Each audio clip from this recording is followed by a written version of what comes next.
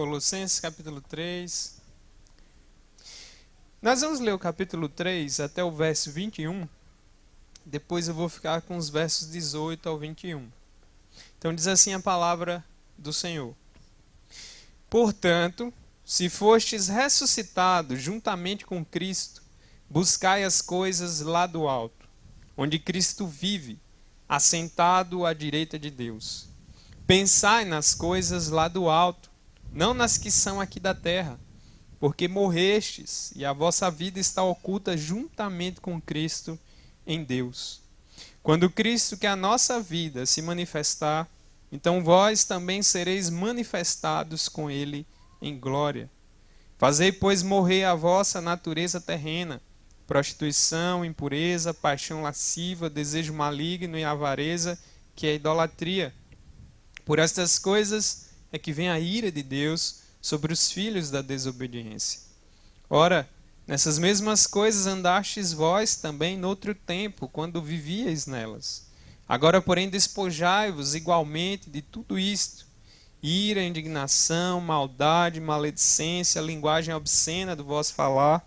Não mintais uns aos outros, uma vez que vos despistes do velho homem com seus feitos, e vos revestistes do novo homem que se refaz para o pleno conhecimento, segundo a imagem daquele que o criou, no qual não pode haver grego, nem judeu, circuncisão, nem incircuncisão, bárbaro, cita, escravo, livre, porém Cristo é tudo em todos.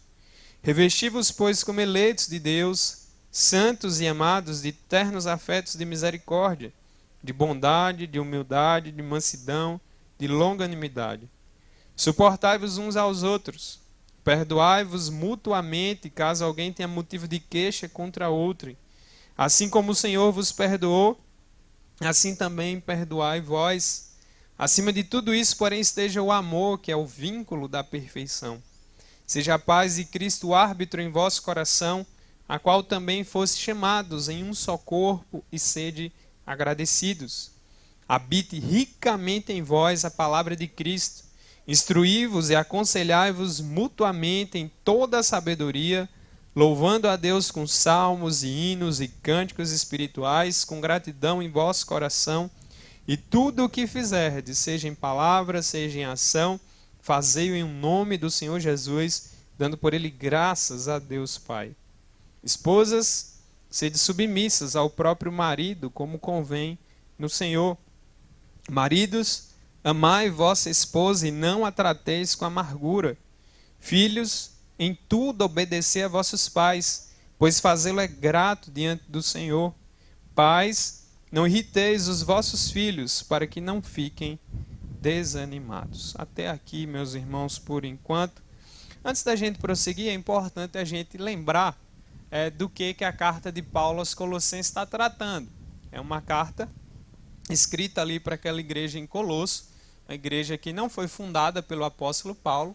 Ela tinha como líder ali um homem chamado Epáfras. Você vai ver no capítulo 1 lá, Paulo mencionando ele. É alguém que vai trazer notícias a Paulo sobre como estava a situação da igreja naquele lugar.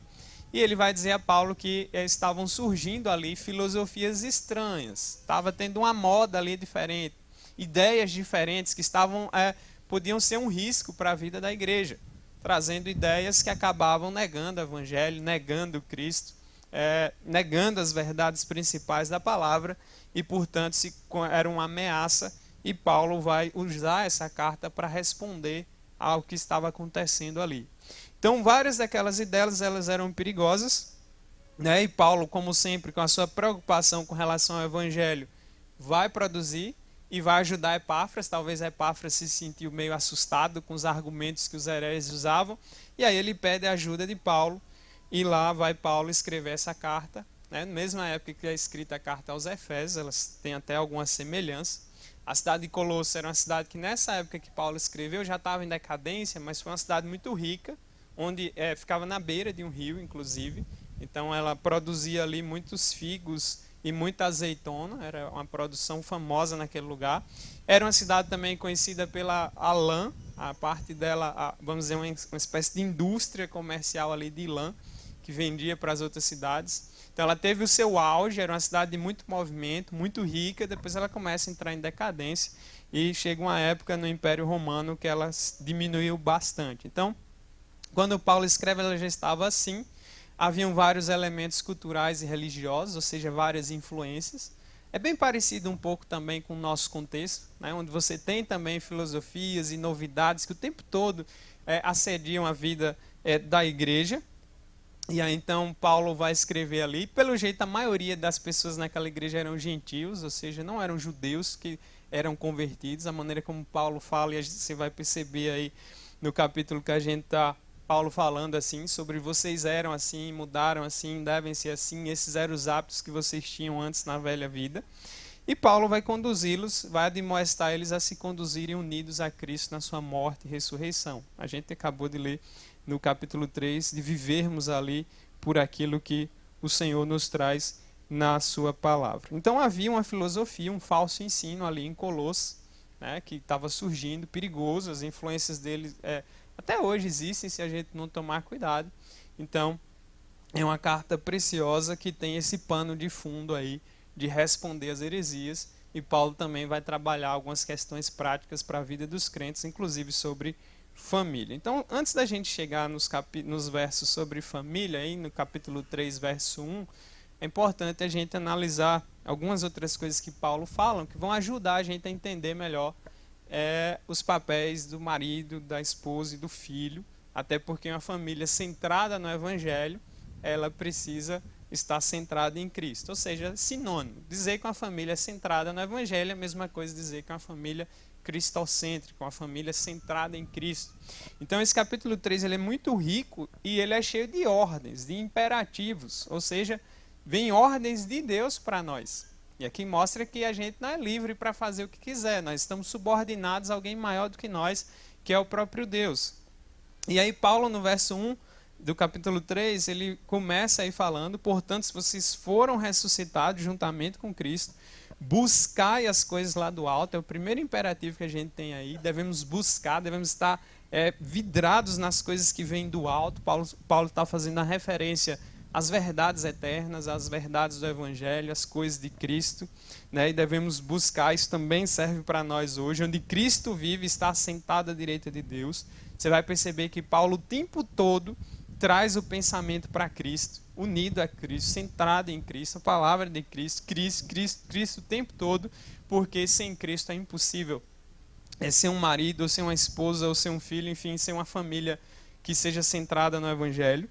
Então já começa dando essa ordem: busquem as coisas lá do alto, e busquem essas coisas lá do alto justamente porque Cristo está lá, sentado lá, e são valores muito maiores. Aí no verso 2 ele dá outra ordem para nós: pensai nas coisas lá do alto. Então busquem, pensem as coisas do alto, não as que são aqui da terra. Isso influencia os nossos valores, a nossa maneira de ver as coisas, a nossa perspectiva, como lidamos com as coisas dessa vida, olhando para lá.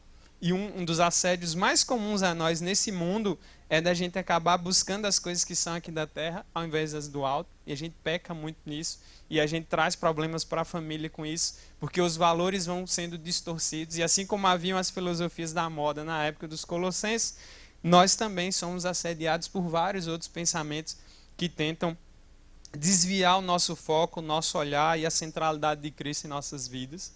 Então, são ordens importantes: busquem as coisas do alto, pensem nas coisas do alto. Você vê que envolve o nosso coração, a nossa mente, todo o nosso ser, né? Então, Deus trabalha de dentro para fora em nós, e dessa forma nossos valores são diferentes. Só o fato de a gente estar trabalhando a questão de família já faz parte disso, porque a gente está vivendo em uma época, se bem que o mundo depois da queda sempre foi inimigo de uma certa forma da família. As famílias sempre tiveram, mas elas sempre foram, vamos dizer, de uma certa forma atacadas por uma série de problemas e pecados por conta da queda primeira lá, da queda original de Adão e Eva.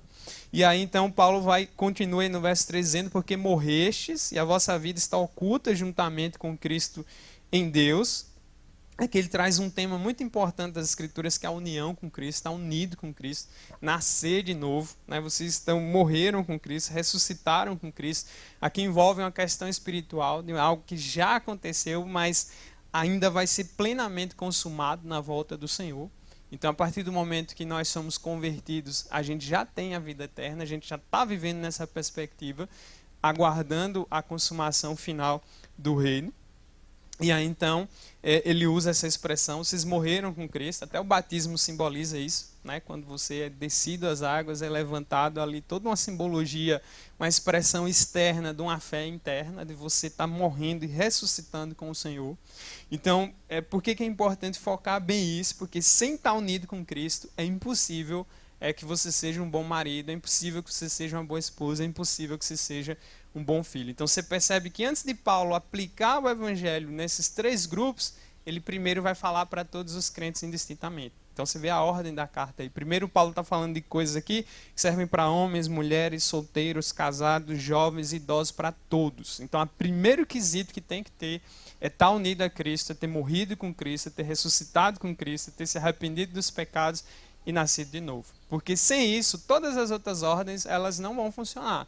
Se você não foi transformado, é impossível que você obedeça a palavra de Deus ou viva segundo os preceitos da palavra de Deus, porque é imprescindível que o Espírito Santo habite em você para isso. Então, o verso 4 ele vai prosseguindo aí.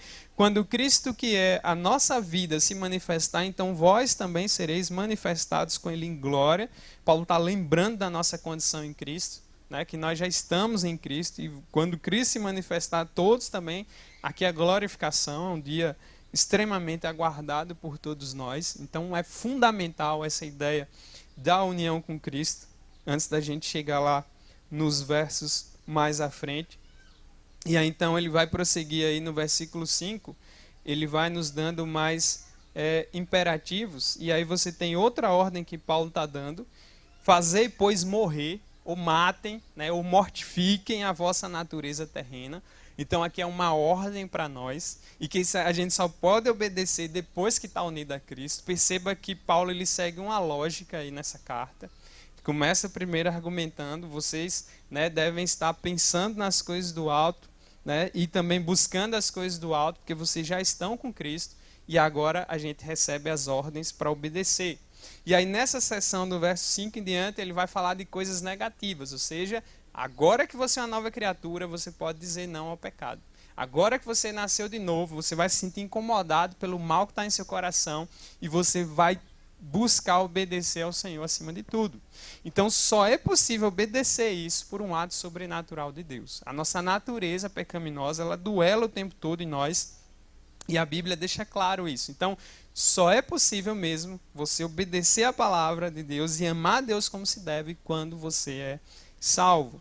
Então façam morrer a vossa natureza. Isso envolve uma ação nossa aqui também, depois que somos transformados. É uma ordem. Então a nossa vida é de batalha constante contra nós mesmos, né? A nossa natureza caída, que a Bíblia chama de carne em alguns versículos. Então temos que fazer ela morrer. A gente tem que ir matando ela todo dia, sufocando ela todo dia, porque senão ela nos mata. E aí ele cita alguns exemplos: façam morrer a sua natureza terrena, ou seja, a sua natureza má ali, o seu coração, o seu pecado. E ele vai citando alguns aqui, e esses aqui são colocados na parte das questões dos pecados sexuais: prostituição, impureza, paixão lasciva, desejo maligno e avareza, que é idolatria. Ou seja, todos esses pecados aqui, e cada palavra dessa no grego traz sentidos mais profundos com relação a esses pecados, né? Mas a prostituição, que são relações fora do casamento, impureza, aqui envolve os próprios desígnios no nosso coração, o desejo de fazer o que é errado, de desejar o que é errado, de desejar o mal, de desejar coisas que desagradem a Deus. E aí no final ele fala também da avareza, e a avareza que está mais ligada ao sentido de querer mais ainda o que é ruim. E aí ele vai dizer que é idolatria. Então idolatria é tudo aquilo que eu ponho no lugar de Deus, e quando eu tento buscar esses prazeres, essa vida sem Deus, eu acabo criando um ídolo que sou eu mesmo, e eu vou buscar me agradar, e vou buscar me satisfazer, e vou buscar girar ao meu redor, e vou pecar contra Deus, e também traz um grande mal para a família. E aí ele, no verso 6 ele acrescenta: por estas coisas é que vem a ira de Deus sobre os filhos da desobediência. Quem são os filhos da desobediência? as pessoas que ainda estão sem Cristo, as pessoas que ainda não são convertidas, são os filhos da desobediência. E sobre essas pessoas vem a ira de Deus. Então, quando a gente fala do Evangelho, quando a gente prega o Evangelho, é justamente para que a pessoa seja livre da ira de Deus, seja salva da ira de Deus, e ela vai cair sobre os filhos da desobediência. Em outras palavras, Paulo está dizendo que as pessoas que não são salvas, elas vivem ainda assim, escravas dos seus desejos, escravas dos seus pecados, não temem ao Senhor e desobedecem. Então, ele, ao mesmo tempo, traz essa ideia para nós. Por isso que ele está dizendo, façam morrer essa natureza em vocês. E agora vocês só podem fazer essa natureza em vocês morrer porque vocês estão unidos a Cristo. E aí ele frisa bem a questão da ira de Deus. Então, tudo aquilo que Paulo está nos ensinando aqui, o foco é a glória de Deus, o foco é a pessoa de Deus, a ordem de Deus, a palavra de Deus, centralidade de Deus em tudo. Então, por que a gente deve viver uma vida santa? Por que a gente deve lutar contra os pecados? Porque isso agrada a Deus. Então o foco é Deus. Então devemos buscar o melhor para Deus e tudo para a glória desse Deus. Então, aí ele segue, verso 7, ora, nessas mesmas coisas andastes vós também, no outro tempo, quando vocês viviam nelas. Então Paulo está escrevendo para crentes e dizendo, vocês andavam assim, vocês eram assim, vocês valorizavam isso, viviam dessa forma, ou seja, agora vocês não vivem mais, ou pelo menos não deveriam viver mais. Então nós sabemos que mesmo depois de crentes, nós ainda pecamos. Mesmo depois de crentes, nós precisamos dessas ordens aqui constantes do Senhor para nós, porque podemos ser seduzidos e cair, podemos falhar, né, se não vigiamos. Então, assim, o crente é o único que percebe a maldade do seu coração, é o único que percebe a sua necessidade constante de Deus, é o único que consegue enxergar a sua própria malignidade, saber buscar arrependimento e se incomodar com o pecado. Então, se você se incomoda com a sua vida, com os pecados que há, com a luta que você tem, é um bom sinal, é sinal de que de fato há vida em você. Porque quem está morto em pecados não percebe que está fazendo errado, não percebe que está em desobediência, não percebe que está debaixo da ira de Deus, não percebe que está indo pelo caminho errado, não percebe que se morrer assim, ou se o Senhor voltar assim, estará em maus lençóis, não percebe. A Bíblia diz que o homem está morto nos seus delitos e pecados. Então, somente quem nasceu de novo se enxerga e percebe que está no caminho errado, e percebe que precisa de Deus, e percebe que tem que se alinhar ao Senhor. Então é importante isso. E Paulo está dizendo, vocês viviam assim, né? Vocês andavam assim, era um estilo de vida para vocês. E aí no verso 8, a gente tem outro imperativo que Paulo traz aí. É muito interessante a figura que ele usa. Agora, porém, despojai-vos igualmente de tudo isso. O que é despojar? É como tirar uma roupa suja. Imagina no fim do dia, principalmente quem trabalha em algo mais pesado, todo suado, toda suja. Né? Você chega no fim do dia, tira aquela roupa, joga no balde de roupa suja, vai tomar um banho e veste uma roupa limpa. A expressão que Paulo está usando aqui, e obviamente figuradamente, ele está dizendo despojai-vos igualmente disso tudo. Tirem tudo isso fora, joguem fora, tira para lá. Né? Porque, e mais uma vez, é uma ordem que ele está nos dando. Isso aqui não são coisas que você pode obedecer ou não, são coisas que nós devemos obedecer. Se você é um filho de Deus, se você nasceu de novo, se você é salvo, você vai buscar obedecer. Mesmo que você possa falhar ainda nesse caminho, mas ainda assim o desejo seu, a luta sua vai ser para obedecer. Porque só quem está vivo é quem pode de fato resistir àquilo que é ruim. Então despojem-se igualmente disso tudo. E aí, ele, mais uma vez, ele dá outra lista aqui de pecados: ira, indignação, maldade, maledicência, linguagem obscena do vosso falar. Então aqui já são pecados relacionados a outras questões da nossa vida. Né? A indignação, a raiva, a maldade no coração, a maledicência, o coração do homem sem Deus, o tempo todo ele está tramando mal, o tempo todo ele está buscando seus próprios interesses, o tempo todo ele está buscando prejudicar alguém, ou passar por cima de alguém, ou se dar bem em alguma coisa, buscar vantagem, sem pensar no próximo e muito menos em Deus. Então ele fala também da maledicência, da linguagem obscena. Né? Nós vivemos também uma cultura marcada por isso. Lembra muito Isaías lá, quando ele lembra, ai de mim, que eu sou um homem de lábios impuros e habito no meio de um povo de impuros lábios. Ou seja, quando o nosso coração é mau, consequentemente as nossas palavras também vão fluir nesse sentido. Né? A boca fala aquilo que o coração está cheio. Então, quando se fala dos pecados da nossa língua, obviamente estão profundamente ligados ao nosso coração. Então, aquilo que nós falamos, como nós nos portamos, revela muito sobre nós, sobre aquilo que está dentro de nós.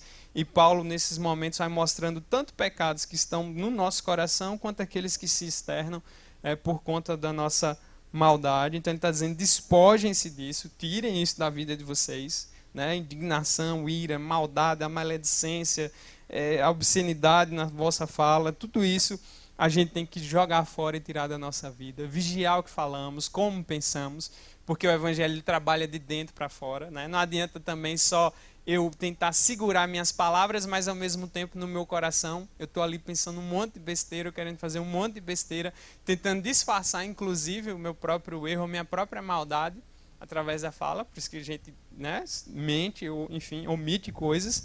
Então a gente tem que analisar de dentro para fora as nossas ações, né, os nossos pensamentos, os nossos interesses, o que está por trás do que fazemos. A gente deve buscar analisar tudo, e dentro dessa lista nós devemos fazer como a Bíblia nos ordena: se despojem de tudo isso. Então, se você for percebendo bem, esses pecados afetam todos os nossos relacionamentos, começando com o principal, que é com Deus, quanto com o nosso próximo, e consequentemente também afetam as famílias. Né? Então, tudo que afeta a vida individualmente, consequentemente afeta todos ao seu redor. E você vai perceber que quando Paulo vai aplicar lá aos maridos e esposas, é como se ele já tivesse fechado todas essas ideias para mostrar que na família especificamente a gente deve agir de tal modo. Então, se a gente não luta assim, não se despoja, né, não faz morrer essa natureza, a gente acaba consequentemente pecando contra Deus e contra o próximo e contra os mais próximos de nós, que são os nossos familiares. Aí ele tem outra ordem aí no verso 9: não mintam, não mintais uns aos outros. Né? Mais outro imperativo que tem. Essa carta é cheia de ordem. Né? E é Deus mandando mesmo. E Paulo está falando com autoridade apostólica. E é importante isso. Nós não somos livres para viver como queremos. Ninguém é livre totalmente. Todos nós dependemos, em primeiro lugar, de Deus e das pessoas ao nosso redor. Então, essa ideia de independência total, eu sou dono do meu nariz, eu faço minha própria vida, eu consigo pelos meus próprios esforços, é uma ilusão completa. A Bíblia nos mostra que há um Senhor, né, e que Ele manda e que nós devemos obedecer, mas é um Senhor que é bom, amoroso, infinito, que é o próprio Deus em sua sabedoria. Então, mais outra ordem vem para nós: não mintam uns aos outros, uma vez que vocês se despiram do velho homem com seus feitos. Então, não mintam uns para os outros, não enganem os outros. É muito importante isso. Você vê que essas ordens estão sendo dadas para a igreja, né? Não está sendo dada para quem não é crente, embora, ao mesmo tempo, revele também o coração de quem não é crente. Né? A Bíblia, ela tem suas múltiplas maneiras de atingir o coração de cada um, mas ao mesmo tempo que ele está falando para os crentes e mostrando coisas, ao mesmo tempo também ele está revelando bem como é o seu coração sem Cristo. E se o seu coração está afundado nessas coisas, na mentira, na ira, na maldade, na maledicência, nos outros pecados e imoralidade, consequentemente você é uma pessoa que ainda está perdida e carece urgentemente de Cristo. E aí então, vocês fizeram morrer, por isso não mintam uns para os outros. Né? E aí depois ele segue: vos revestistes do novo homem, que se refaz para o pleno conhecimento, segundo a imagem daquele que o criou. Então é interessante, Paulo faz um contraste do velho homem. O velho homem está muito ligado com Adão, nossa velha natureza, quem a gente era antes de ser convertido. Né, ligado a todos esses pecados que ele mencionou anteriormente. E agora vocês se revestiram de um novo homem. E esse novo homem, ele é vivo. E é interessante que Paulo usa aí essa expressão, que também está no original, que se refaz, ou seja, se renova constantemente. É todo um processo. Deus nos salva e vai nos transformando e nos moldando o tempo inteiro. Isso é muito interessante. Deus tem propósitos. Então, eu vi esses dias um comentarista falando sobre o livro de Números, achei muito interessante, porque ele falava assim: olha, o caminho do Egito para Israel era muito perto, mas você vê que eles levaram ali 40 anos naquela peregrinação toda. Mas qual era o propósito de Deus? Não era só uma travessia física, mas era também moldar eles espiritualmente, psicologicamente, amadurecendo e fazendo entender as verdades maiores. Então, assim, Deus poderia encerrar toda a história agora, nos levar para o céu e ficar tudo bem em pouco tempo, se ele quisesse. Mas por que que ele tem um tempo pré-determinado e para nós muitas vezes parece demorado? Porque ele vai nos moldando, ele vai nos construindo a imagem de Cristo para que a gente seja aperfeiçoado, e esse é um caminho que muitas vezes é doloroso, porque envolve a mortificação, de nós, é negar nós mesmos até que a gente vá sendo moldado à imagem do Senhor Jesus Cristo. Então, esse novo homem, ele vai se refazendo, ele vai sendo mudado, ele vai buscando um caminho de arrependimento, ele vai passando por um processo de santificação, até se parecer mais com Cristo, até ser, vamos dizer, quebrantado e mais, com mais temor e com mais humildade. E ele vai se refazendo. Só quem está vivo é quem passa por esse processo. Quem está morto nem percebe que está morto, né? Então, por isso que o Evangelho de Cristo vem para trazer vida verdadeira, para que você possa obedecer a Deus de fato e assim poder também ser revestido do novo homem. Essa palavra revestido é como se você tirasse a roupa do velho homem e agora você vestir uma roupa nova, uma roupa limpa, uma roupa cheirosa, para você se apresentar bem. E Deus acaba nos dando roupas para as mais variadas ocasiões, né? Roupas decentes para vestirmos de maneira que Cristo seja aquele que brilha em nós. Então, por isso que ele acrescenta aí, né, se refaz pelo pleno conhecimento, e aqui o conhecimento de Deus, né, o conhecimento do Senhor, conhecendo mais ao Senhor, buscando mais ao Senhor, entendendo mais sobre a palavra do Senhor. Ele vai dizendo, segundo a imagem daquele que o criou, né, e aqui ele se refere ao Criador, e a semelhança do Senhor, e obviamente de uma maneira indireta ele acaba falando de Cristo, que é a imagem do Deus invisível também. Então esse novo homem ele é vivo, ele vai sendo moldado, ele vai se refazendo, ele vai sendo construído para que você seja uma pessoa útil, para que você seja uma pessoa que glorifique a Deus da maneira como ele requer, para que você seja um marido melhor, uma esposa melhor, um filho melhor, transformado constantemente por essa graça. É esse o processo que vai acontecendo em nós pela graça infinita de Deus. E aí no verso 11 ele diz, no qual não pode haver grego, nem judeu, circuncisão, nem circuncisão, bárbaro, cita, escravo, livre, porém em Cristo é tudo em todos. Ou seja, a nossa identidade está em Cristo. Aqui ele está citando vários povos, os gregos, os judeus, quem era circuncidado, quem não era, quem era bárbaro, quem era cita, que era uma outra nação, quem era escravo, quem era livre. Agora essas coisas são secundárias.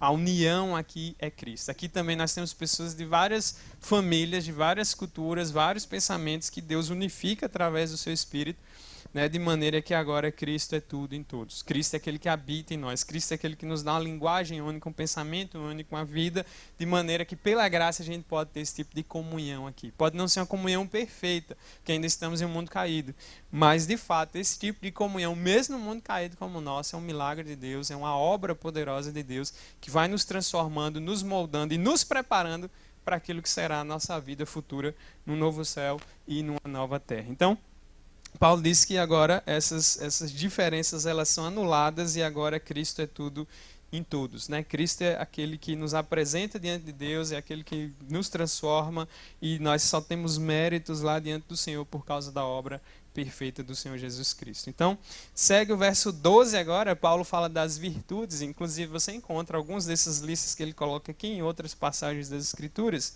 e aí ele vem agora no verso 12 aí, falando como você deve se revestir de novo. Em mais outra ordem. Revesti-vos, pois, como eleitos de Deus, santos e amados, de ternos afetos de misericórdia, de bondade, de humildade, de mansidão, de longanimidade. Então agora ele manda a gente se despir, tirar a roupa do velho homem e se vestir agora com o novo homem, só que como os eleitos de Deus. E os eleitos de Deus são assim, aqueles que foram escolhidos por Deus antes da fundação do mundo. Né? Óbvio que se a gente fosse parar para falar sobre a questão da eleição, não teríamos tempo necessário.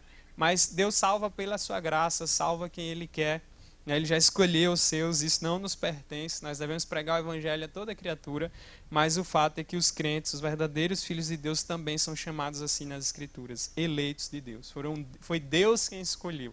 Se você é crente, não é porque você é bonzinho ou algum mérito seu, foi porque Deus já havia te escolhido antes. Se você creu na palavra, se arrependeu e se entregou ao Senhor, foi porque o Senhor foi primeiro até você, te convenceu dos seus pecados, né, através do Espírito Santo, e te fez entender e se render a Ele pela sua graça. Então, é maravilhoso, isso traz segurança, conforto, né, e tranquilidade aos nossos corações por saber que o Senhor faz isso. Aí ele fala, eleitos de Deus e também são santos e são amados, né? Em outras cartas nós encontramos também isso. A questão da santidade marca o cristão, uma busca por uma vida piedosa, amados de Deus, né? Um amor profundo aí. E aí ele vai depois dizendo, revesti-vos, né, de ternos afetos de misericórdia e de bondade. Esses afetos de misericórdia é uma expressão muito forte. A Almeida atualizada, ela tirou essa parte, mas no original grego fala de entranháveis afetos, ou seja, algo que vem de dentro das tripas, porque na mentalidade hebraica as emoções estavam muito ligadas aos nossos órgãos internos. Tanto que até hoje, se a gente ficar nervoso, dá dor de barriga, dá dor de estômago, porque desde aquela época eles já associavam as emoções com os órgãos. Essa ideia de só o coração ser a sede das emoções é a ideia grega, uma ideia mais nova. Mas, biblicamente falando, era muito comum essa expressão entre os hebreus de entranhados afetos. No grego está lá entranhado, ou seja, aquele que vem de dentro. Não é um amor fingido, hipócrita, não, é aquela coisa meio vazia. Né? É uma coisa que vem de dentro mesmo, esse tipo de afeto, esse tipo de misericórdia. Vem do coração, do mais íntimo do nosso ser. Aí ele fala que a gente tem que se revestir também de bondade, de humildade, é outra característica que a gente vê em Cristo, né? E que o cristão também tem que ter. E é importante demais quando a gente vai lá para a parte da família, se não tiver humildade para a gente se enxergar, para ver a nossa pequenez, a nossa dependência, a nossa necessidade constante da graça, a gente sempre vai ter problemas. Mansidão e longanimidade, que é paciência, né? E a paciência é um negócio difícil às vezes de se adquirir. Alguns talvez tenham mais do que outros, alguns lutem mais para ter do que outros, mas é somente pela graça de Deus, porque acredito que até a pessoa mais calma que você possa imaginar tem um limite na sua paciência. Então a gente deve pedir a Deus humildade, mansidão e paciência, porque são virtudes extremamente necessárias para a convivência. Aí vem o verso 13 aí falando, né, de suportai-vos uns aos outros. Suportem uns aos outros. Aí não é um imperativo, embora pareça na nossa tradução, mas no grego não é um dos imperativos, mas mesmo assim é um processo em que nós devemos nos suportar uns aos outros. Perdoai-vos mutuamente. Família tem que ter, convivência tem que ter, porque nem sempre você tem uma afinidade total com alguém. Então é necessário lembrar disso aí, e é interessante Paulo falar, suportai-vos uns aos outros, ou seja, você também, talvez alguém vai ter que te suportar, porque a gente é assim, quando é alguém que nos vamos dizer, nos causa algum problema ou que dá trabalho, ou que a gente não vai muito com jeito, a gente já vai logo sempre o defeito do outro. Mas a gente esquece que talvez muita gente tenha que suportar nós mesmos e a gente não está se enxergando. Talvez seja uma pessoa que traga trabalho para os outros. Isso é muito comum. Em outras passagens, Paulo até se inclui. Então, nós devemos suportar uns aos outros, nós devemos nos perdoar mutuamente, porque falhamos uns com os outros. Perdão é outro elemento imprescindível para a vida do cristão. Aquele que conheceu o perdão de Cristo, consequentemente, vai ter que perdoar. Então, perdão não tem como, né? Um crente não pode dizer eu sou crente, não perdoo. Não tem como. Se ele disser isso é porque ele não conheceu o perdão verdadeiro. E por mais difícil que seja, aquele que tem o Espírito Santo de Deus, ele vai sentir a necessidade de perdoar e também de pedir perdão. E isso é uma obra da graça de Deus em nossos corações, que quebra o nosso orgulho. Então é importante isso. Né? Eu tenho dificuldade de perdoar. Se tem, você olha para Cristo que perdoou você sem merecer nada. Então, né, baixa a cabeça lá e peça graça a Deus e busque o perdão.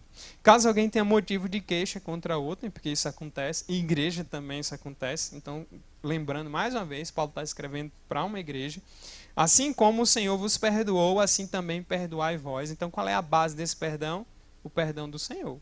Né? Então, uma pessoa que diz, eu nunca vou perdoar, vou morrer e vou levar o que não perdoa de jeito nenhum e guarda, essa pessoa ela nunca foi perdoada por Deus, ela não conhece a Deus de verdade e por isso ela precisa se arrepender dos seus pecados. Então, o perdão é uma marca dos cristãos, uma marca de Cristo, vem da graça desse Deus e num mundo tão cruel como o nosso, é um ato extremamente revolucionário quando alguém aparece e perdoa e mostra o perdão, é algo assim que brilha a luz de Cristo nessas atitudes. Então, assim como o Senhor perdoou, vocês também perdoem uns aos outros. Paulo também é bem...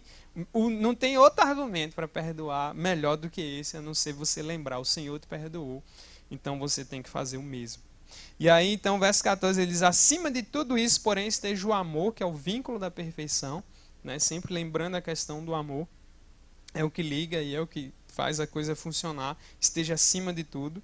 Aí vem o verso 15, seja a paz de Cristo, né, o árbitro em vossos corações, e aqui mais uma vez você tem outro imperativo aí, seja a paz de Cristo o árbitro, então que governe o seu coração, é uma expressão que você encontra em outras traduções, a qual também foi chamados em um só corpo e sede agradecidos. Então, É a paz de Cristo que deve governar nossos corações, deve ser o árbitro, deve ser aquele que determina como a gente tem que viver.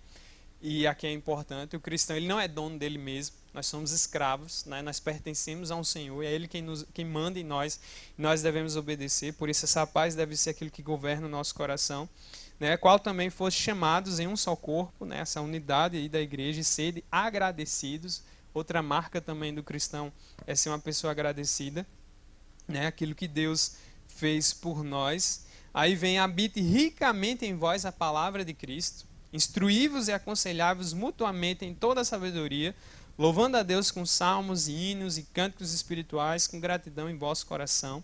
Então a palavra de Deus deve habitar ricamente em nós. Aqui é para a igreja toda. E aqui diz: instruí-vos e aconselhai-vos mutuamente. Né, como a gente sempre reforça, quando a gente fala em questões de disciplina, não é só para uma comissão, mas é para a igreja toda. E aqui é uma ordem que a Bíblia está dando para nós. Nós devemos nos aconselhar e nos instruir mutuamente, nos exortar mutuamente. Né? Lembrando que a palavra exortação, ela não está só ligada a você puxar a orelha de alguém por um erro, mas também de encorajamento. Né? No grego traz essa ideia, porque quando a gente fala, eu vou exortar alguém, fica parecendo que eu vou dar bronca, ou um sermão, como a gente fala no popular. Mas, biblicamente falando, a exortação, o aconselhamento, a instrução, ela vem justamente ligada à palavra de Deus para que haja crescimento, edificação e dessa forma todos possam caminhar melhor na vida cristã. E aí ele fala mutuamente todos, e aí vai dizendo com toda a sabedoria, e aí depois ele vai citar aqui várias palavras, louvando a Deus com salmos e hinos e cânticos espirituais.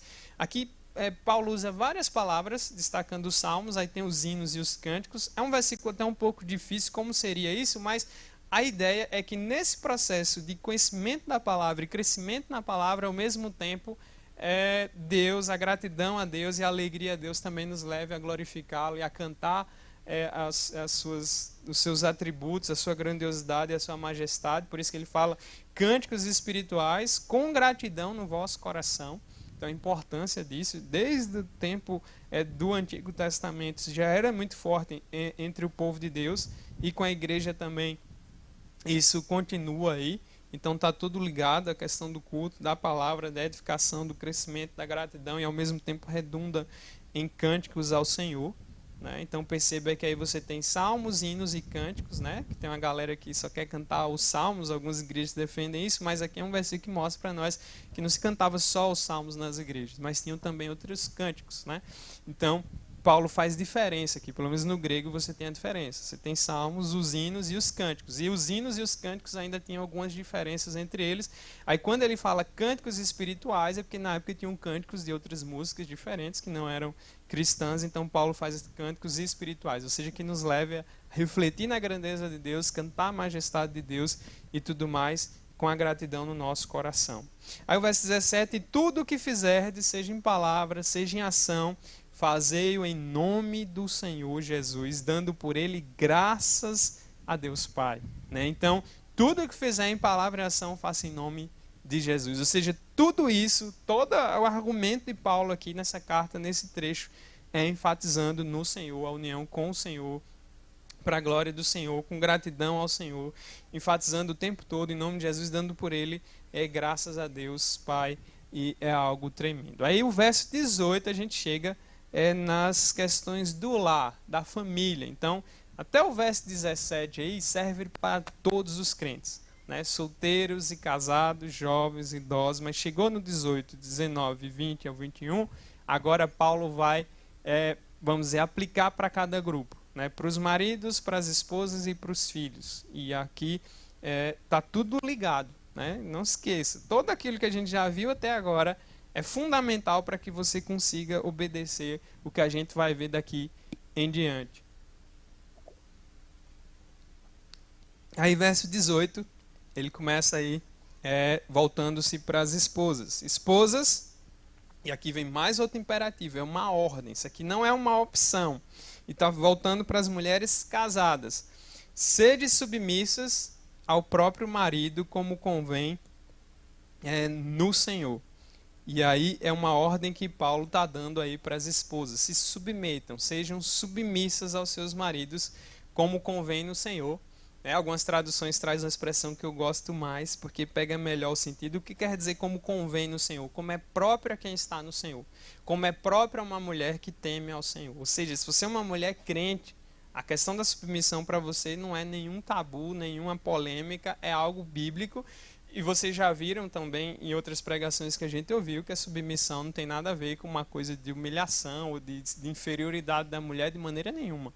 É uma palavra que se tornou um pouco estranha na nossa cultura por causa da influência feminista, porém, ela é bíblica e a maneira como a Bíblia trabalha a submissão não tem nada a ver, como muitas vezes é falado ou por alguns críticos das escrituras aí, universidades, estudiosos e tal, não tem nada a ver com isso. Então a submissão bíblica ela é voluntária, né? De maneira que a mulher ela se une a um homem que ela ama, aí que deve amá-la de uma maneira profunda. Nós vamos chegar na parte dos maridos também, e aí então ela voluntariamente vai se submeter, vai estar ali como a sua ajudadora, como a sua auxiliadora, debaixo da sua missão, ambos ali para a glória do Senhor. Então é uma ordem que as Escrituras está dando. Então toda a motivação da obediência das esposas, dos maridos e de uma família centrada no Evangelho, a motivação cristológica, ou seja, Cristo no centro de tudo. Você viu tanto que Paulo enfatizou a questão de Cristo e do Senhor até chegar nessa parte das esposas, dos maridos, né, e a conduta e a motivação do cristão é determinada por Cristo. Por isso que ele acrescenta lá como convém no Senhor, ou seja, como é próprio aquela mulher que está no Senhor. Então, uma mulher crente, uma mulher que teme a Deus, uma mulher que nasceu de novo, uma mulher com a nova criatura, uma mulher que já tirou, se despiu do velho homem, da sua velha natureza e vestiu uma nova natureza agora pela graça de Deus, ela vai ser uma mulher que também exerce o seu papel como o Senhor requer dela. Então, por isso que Paulo coloca ali no final, como convém no Senhor. É extremamente radical a maneira como Paulo fala de família, porque, assim, você agora vê uma ordem para as esposas, chamando a responsabilidade, a questão da submissão, né? Ao mesmo tempo, também, Paulo vai trazer as obrigações que o homem tem que ter. Então, quando eu falei para vocês, haviam ideias ali na igreja de Colossos que levavam as pessoas a querer se isolar. Ou seja, se eu quero ser uma pessoa muito santa e muito pura, eu tenho que sair do mundo, vou para um lugar bem isolado para mortificar a minha carne. Você vê que tem monges, até hoje existem monges, pessoas que se isolam para tentar viver uma vida mais pura. Isso é uma ilusão muito grande, porque o pecado está no nosso coração. Qual era a ideia de Paulo? Paulo agora está trabalhando com as famílias e dizendo, olha, vocês estão unidos a Cristo, vocês têm o Senhor, e o cenário de vida de vocês, para a glória de Deus, são os seus lares. A vida comum, né? Como a Bíblia chama, a convivência no lar entre os familiares, entre os colegas, entre amigos, entre vizinhos. É aí que o cristão vai estar o tempo todo em ação. É aí que você vai ver quem de fato são os verdadeiros cristãos, quem de fato teme ao Senhor, é na sua atitude, na sua vida, no lar. É aí que a gente vê quem tem bala na agulha. Então nós não devemos ver uma vida isolada. Por isso que agora Paulo está aplicando aí entre esposas, maridos e filhos, mas devemos ter um compromisso de coração com as tarefas diárias desse mundo pelo amor do Senhor. Sempre o Senhor é o nosso objetivo, sempre é por conta dele, do que ele mandou e tudo mais. Então, esse versículo aí da esposa não quer dizer que a esposa seja inferior, que a mulher seja inferior, de maneira nenhuma, a ideia não é essa. É uma submissão voluntária em reconhecimento da ordem de Deus para a liderança do marido. Uma mulher que conhece a palavra, que teme ao Senhor e que obedece ao Senhor, ela vai se submeter ao seu marido. E aí tem uma hierarquia divina na ordem da criação. Por exemplo, quando você lê 1 Coríntios e Efésios, você vai perceber Paulo também falando. Primeiro foi criado o homem, homens e mulheres têm papéis diferentes a serem desempenhados e nós devemos viver e obedecer de acordo à palavra. Então você vai ver muitas críticas de feministas, de ditos intelectuais. Muitos deles desconhecem as escrituras ou que sejam exegese ou um estudo devido do texto, mas a Bíblia não é um livro machista em lugar nenhum, e vocês vão perceber bem aqui quando chegar na parte dos maridos, e ela tem os seus papéis distintos aí, de maneira nenhuma trata a mulher como objeto, coisa desse tipo. Então, é um dever cristão de acordo com o padrão cristão, de acordo com a visão cristã de mundo, como convém no Senhor. Como é próprio aquelas mulheres que pertencem ao Senhor e estão servindo ao Senhor. É nesse aspecto. Então, para a mulher cristã, Submissão não tem polêmica nenhuma, não tem trabalho nenhum, é simplesmente uma ordem da palavra, fundamentado na palavra, na ordem da criação, de maneira sábia, por um Deus sábio, santo, que criou as famílias, e para que as famílias funcionem bem e glorifiquem a Ele, é imprescindível, é importante demais, né, que as esposas sejam submissas e obedeçam a palavra do Senhor. Aí a gente chega nos maridos agora, no verso 19. E para os maridos tem mais ordens do que para a mulher. No mundo antigo, para os judeus e para os gregos, então quando você lê sobre as leis deles, para os homens e para as mulheres, haviam mais privilégios para os homens e mais deveres para as mulheres. Então os homens ficavam com os privilégios, e é por isso que nessa parte alguns grupos feministas de fato fazem uma crítica correta, que era assim no mundo antigo, principalmente nos povos que não temiam ao Senhor, a mulher era tratada de uma maneira bem terrível, eram consideradas seres inferiores, os gregos. Alguns gregos diziam que a mulher era um homem sem alma, ou seja, é inútil, é um ser que está aí só para fazer raiva e dar problema, mas tem que ter, né? Essa era mais ou menos a visão que os gregos traziam na sua cosmovisão. Já na Bíblia é diferente. Lá em Gênesis a gente vai ver que Deus criou homem e mulher, e ambos foram criados à imagem e semelhança de Deus e possuem a mesma dignidade diante de Deus. Então a Bíblia é bem radical. E Paulo aqui mais ainda, porque ele está no meio desse povo e agora ele está dizendo que os maridos têm responsabilidade. Não tem só privilégios, não, tem muita responsabilidade. Porque receberam a incumbência de serem líderes, de serem cabeças e, portanto, a responsabilidade é maior. Isso a gente vê desde Gênesis. E aí, então, tem 2 imperativos no verso 19. E mais um no 21 que também é voltado para os maridos. E aí, maridos, amai a vossa esposa, amem a esposa de vocês. E é uma ordem. É interessante isso. E a gente sabe, o amor não é só um conjunto de sensações, mas na Bíblia ele também é uma ordem. Isso tem que se tornar um hábito na nossa vida. E se nós tivéssemos facilidade para amar, não seria preciso a palavra nos dar uma ordem para isso. Não seria necessário eu ter que lembrar constantemente disso. Que eu fiz um voto diante do Senhor para amar minha mulher na saúde e na doença, e eu tenho que cumprir até o final. Mesmo que minha mulher não seja a mulher que eu sonhei. Mesmo que minha mulher não seja a esposa que está fazendo tudo perfeito, até porque nenhuma mulher é assim, né? Então, tem que ser amado. E aí é uma ordem. E esse amor que a Bíblia dá é o amor ágape. Eu acho que quase todos já ouviram falar. O amor ágape é um amor diferente. É o mesmo amor de Deus. É um amor que tem um padrão muito elevado. Porque quando a gente fala em amor hoje na cultura nossa, as pessoas imaginam aquele amor fraco das músicas românticas, ou aquele amor interesseiro, ou aquele amor que dura uma estação e depois acaba. Mas esse amor que Paulo manda, que a Bíblia manda, né, através de Paulo, manda a gente amar nossas esposas, é o mesmo amor que você encontra lá em 1 Coríntios 3. Abre lá rapidamente, só para você lembrar aí. 1 Coríntios 13.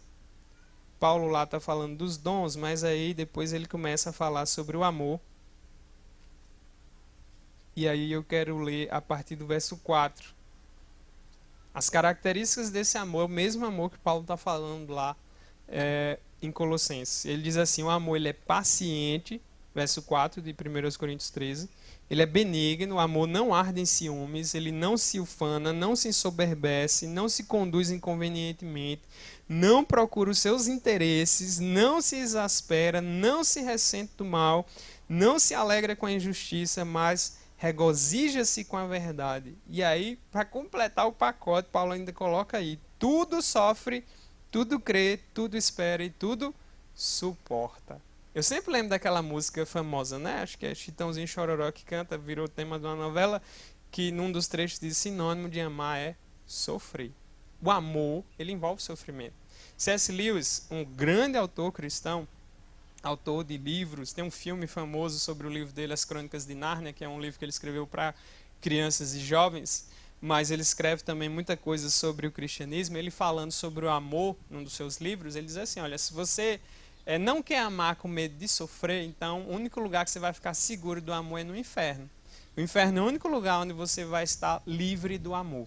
Então tem muitas pessoas que às vezes têm medo de se relacionar porque não querem sofrer, porque querem se proteger demais.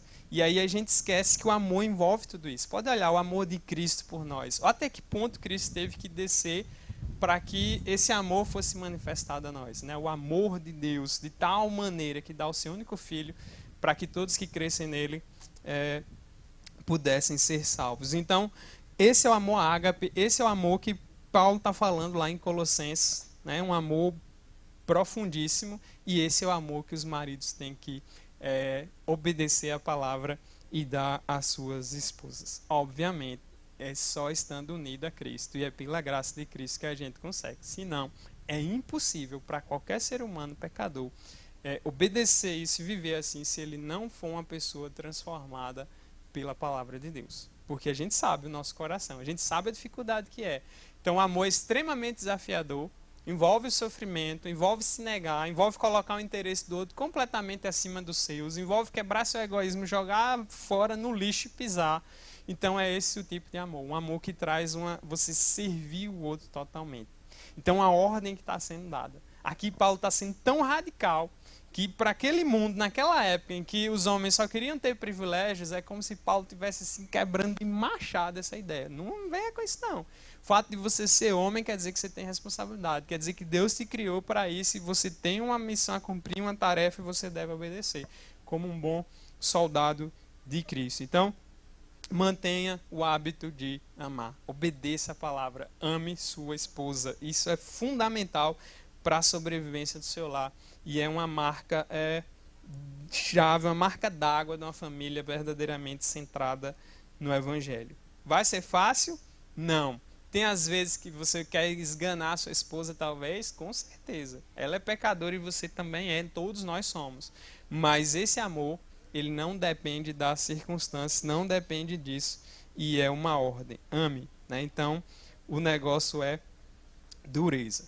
Voltando lá no verso 19, Paulo dá a primeira ordem: amem suas esposas, e esse amar envolve tudo aquilo que a gente viu lá, paciência, servir, negação e tudo mais, e não é o egoísta, e a questão do ciúme, joga tudo fora, e obviamente que quem amar, e vem a outra ordem que Paulo dá no verso 19, são duas, né? Você vê que para a mulher lá só tem uma, ser de submissas, até porque ela já tem um pacote completo de que ela sendo uma mulher cristã. Mas para o marido aqui tem duas, só no verso 19, ele a próxima é: não a trateis com amargura, né? Então, não faça ela ficar triste. Obviamente é uma coisa muito importante, porque geralmente tem homens muito brutos e acaba esquecendo a questão da sensibilidade, de que ele tem que lidar com a parte mais frágil dele, né? E isso resulta não tratar a esposa com amargura.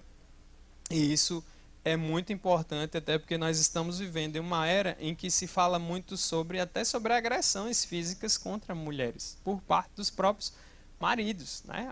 É um pecado e um crime, inclusive, né? Diga-se de passagem. Então, é importante lembrar disso. Não tratem as esposas com amargura, né? Não pode tratar ela assim. Obviamente, se você ama, você não vai tratar ela assim.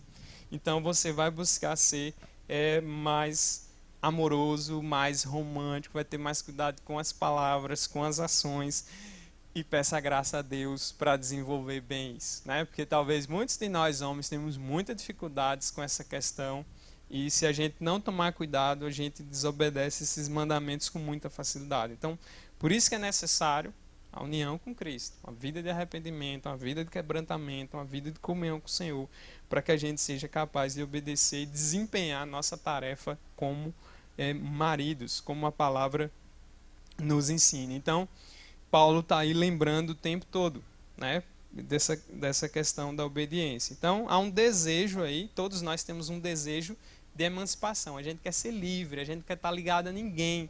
Por isso que, assim, quando fala, olha, o casamento é uma prisão, de uma certa forma ela é, só que é uma prisão voluntária, né? Tinha um poeta português que às vezes a gente estuda no colégio chamado Camões, num dos seus poemas, ele fala que ele liga o amor à questão do sofrimento, e ele fala lá que o amor é você querer estar preso por vontade.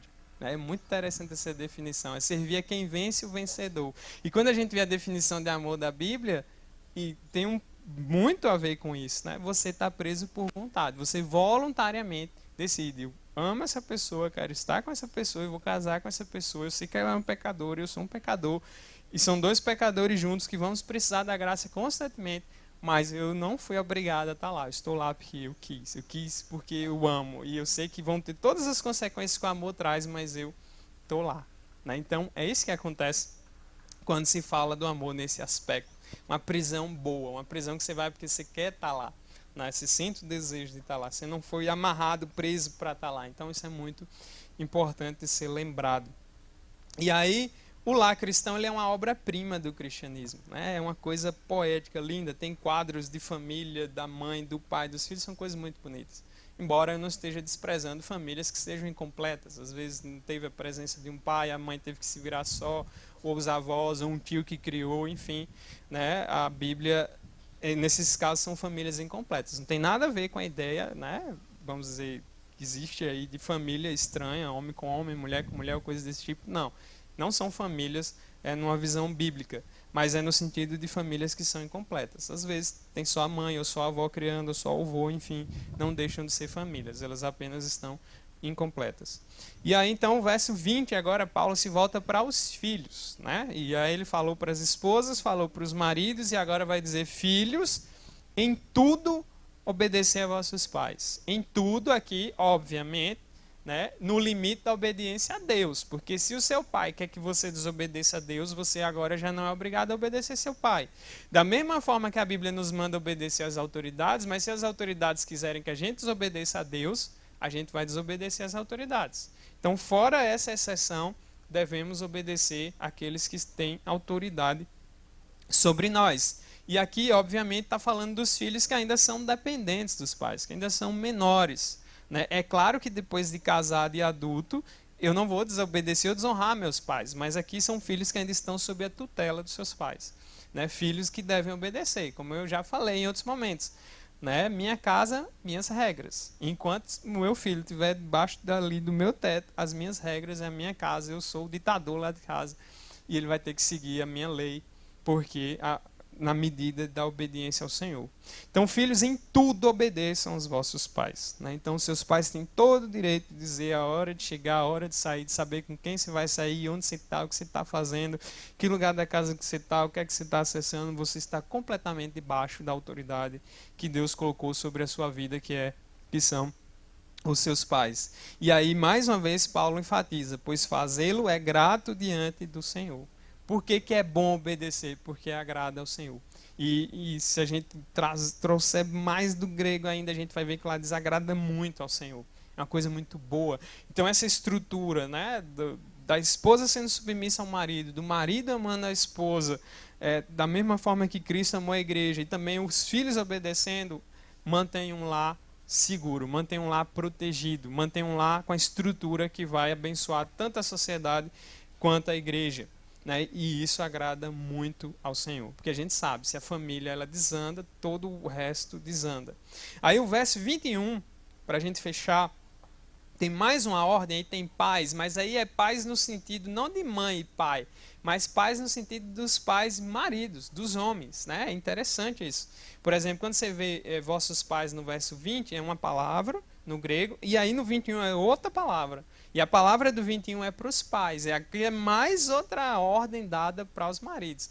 Então, se a gente contabilizar só nessa lista, para a esposa tem uma, para os maridos tem três. Né? Então, a responsabilidade maior já deu para perceber de quem é, no sentido de que o cabeça e o líder é quem tem que aguentar mais coisa. Então, pais, não irriteis os vossos filhos para que não fiquem desanimados. E aqui é muito interessante porque a Bíblia dá a tarefa de educar os filhos ao pai. Né? E hoje é muito comum, às vezes, o pai joga para a mãe: não, vai lá que sua mãe sabe mais, ou ensina mais, enfim. Fica uma influência muito forte da mãe. Não que isso seja ruim, mas quando desequilibra isso é ruim para o filho, até no sentido de formar ali uma visão da masculinidade e tudo mais. Então, a obrigação é do pai, é do cabeça de educar os filhos. Né, de ensinar nos caminhos do Senhor, de ensinar todas as coisas necessárias para que ele vá se desenvolvendo, para que se torne um adulto, enfim, no mínimo, útil lá na frente. Então, a responsabilidade é do pai. Por isso aqui, quando você vê pais ali, não é pais no sentido pai e mãe. É pai mesmo, marido. A responsabilidade é do chefe, de ensinar o filho a orar, a ler a Bíblia, estudar a Bíblia, conhecer as coisas de Deus. É o pai que tem a responsabilidade primária. né? Então é importante ressaltar isso, porque a Bíblia é muito clara. E aí quando Paulo fala de não irritar os filhos, aqui pode haver os abusos, né? A gente tem até na lei a questão do abuso de autoridade. Então, se a gente também não pedir graça a Deus, o pai pode exagerar na dose, e aí pode falhar, e ao invés de fazer o filho obedecê-lo com mais, vamos dizer, alegria, vamos dizer assim, ele acaba irritando o filho e depois desanima o filho, ou seja, o efeito é o contrário. Isso não quer dizer que, mesmo você sendo um bom pai, seus filhos podem ir para o caminho errado. A Bíblia é clara com relação a isso. Mas a ideia é que você tenha a sua consciência tranquila lá na frente. Eu fiz o que tinha que ser feito, agi como o pai tem que agir, como a mãe tem que agir, né? Então, se ele foi, é porque ele não quis conta mesmo. Mas aqui está tratando da ideia de que os pais têm que ter cuidado, porque se abusam dessa autoridade, não usam com sabedoria, e com toda a sabedoria que a Bíblia traz, o pai exagerando, ele ao invés de aproximar o filho dele e também das coisas de Deus, ele pode fazer o filho se afastar. Então isso é muito perigoso, né? E a gente tem que analisar bem aí essas coisas, porque famílias fortes, igrejas fortes, e aí você tem uma igreja também mais protegida até contra as falsas filosofias. Por que você acha que Paulo está falando de família quando ele está combatendo os erros na época? Porque ele sabia que famílias mais centradas em Cristo ou no Evangelho são famílias mais protegidas, uma igreja mais protegida e, portanto, menos suscetível de dar ouvidos aos falsos mestres. Então, quando tem lá irritar os filhos, né, pode ser ordens desnecessárias. Tem pai que acha que porque é pai ele pode, sei lá, fazer do filho como se fosse um recruta, eu sou o general e agora eu faço meu filho fazer as coisas mais bestas possível só porque eu sou autoridade. Não, isso não é agir com sabedoria, isso vai irritando e pode fazer com que seu filho se torne problemático. Óbvio, né? Eu não estou dizendo que a culpa seria exclusiva do pai se o filho não agisse de tal forma, mas isso contribui. E também uma vida hipócrita. É outra coisa que seus filhos vão se irritar. Se ele vê você exigindo dele algo que você não faz ou que você não é, consequentemente vai ficar na cabeça. Meu pai é um hipócrita, minha mãe é um hipócrita. Por quê? Tá aqui, quer que eu ando no caminho de Deus, nas coisas de Deus, leve a igreja a sério, leve a palavra a sério, que eu ore, mas eu não vejo isso na vida deles. Todos os filhos se revoltam. E é uma coisa que essas filosofias modernas, marxistas, historicistas hoje das universidades usam muito, a crítica às famílias. E são críticas que, se você for olhar bem, existem de fato. Famílias desestruturadas ou famílias que acabavam baseando na questão da hipocrisia, exigiam uma certa vida cristã que não existiam, trazendo um peso e gerando uma revolta maior, e ao invés de aproximar as pessoas de Cristo, acabava afastando. Mas quando a gente olha para a Bíblia, uma família verdadeiramente centrada no Evangelho, ela é diferente, ela é fortalecida, ela dá um bom testemunho e, consequentemente, cala a boca dos críticos e protege também das falsas filosofias ou das filosofias da moda. Então a gente tem que ter muito cuidado, porque acontecia muito isso, né? Às vezes algumas séries e filmes de época mostrando como eram famílias na Europa antiga e tal, que elas iam para a igreja tal todo domingo, mas no decorrer da semana os pais eram trambiqueiros nos seus negócios, não tratavam bem as esposas, frequentavam prostíbulos, não tratavam bem os filhos. Então, obviamente, a imagem de cristianismo que vai sendo construída ali é completamente deturpada. E é por isso que Paulo aqui enfatiza, bem antes de chegar na parte do marido e da mulher, a questão de estar unido a Cristo, de matar a carne, de se vestir do novo homem, porque é necessário uma comunhão com o Senhor de verdadeira para que você seja um marido assim, para que você seja uma mulher assim, para que você seja um filho assim. Então, é importante lembrar desses fatos. Aí eu só coloquei duas anotações aqui para a gente fechando. O Lar Cristão é a obra-prima do cristianismo vivo, né? E o cristianismo vivo enfatiza muito isso e valoriza a questão da família e o lar, a vida no lar, e ele é apresentado como um campo especial para a prática dos princípios santos e justos. Então é no lar que você vê que é uma mulher de Deus de verdade, é no lar que você vê que é um homem de Deus de verdade, é no lar que você vê, pelo comportamento do filho, pelo comportamento do marido, da mãe, é ali que você vai saber se fulano é de fato alguém que teme ao Senhor. É por isso que Paul Washer, ele é meio duro quando ele fala, mas ele usa uma ilustração de uma pessoa que chegou para ele, né, que ele era um homem de Deus, ele diz, você não me conhece na minha casa, você não sabe como eu trato meus filhos, você não sabe como eu trato minha esposa, você vai saber que é um homem de Deus lá. E quando a gente vê aqui o pacote na Bíblia, você vai entender que ele estava muito correto na sua afirmação. E também a gente viu aí que cada um agrada o outro, né, quando cada um agrada a Deus. Então, se o marido está centrado em Cristo, se a mulher está centrada em Cristo e o filho está centrado em Cristo, consequentemente, esse lar vai estar harmônico, porque as coisas vão estar no lugar correto, né? Deus no centro, a comunhão com o Senhor, e aí toda a família é abençoada. Ao mesmo tempo também, cada um agrada a Deus quando busca o bem dos outros. Então você vê que é uma via aí de mão dupla, né? Todo agrado os outros quando eu estou agradando a Deus, porque minha vida é transformada e eu vou agir diferente com os outros. E eu também agrado a Deus quando eu busco o bem dos outros, porque eu estou obedecendo aquilo que Deus requer de mim, né? E a glória é toda dele. Então, que o Senhor nos ajude a sermos famílias centradas, né, no Evangelho de fato. E que essas verdades elas se enraizem em nossos corações e que a gente viva essa vida de obediência, que sejamos bênção para os nossos familiares e que sejamos também famílias missionárias. De maneira que as pessoas olhem para nossas famílias e digam, olha, a família dele é diferente porque ele teme a um Deus verdadeiro e eu quero isso para mim também. E isso vai ser cada vez mais forte. O argumento mais forte que a gente tem para defender família na nossa época são famílias verdadeiramente centradas no Evangelho, famílias verdadeiramente vivendo para a glória do Senhor.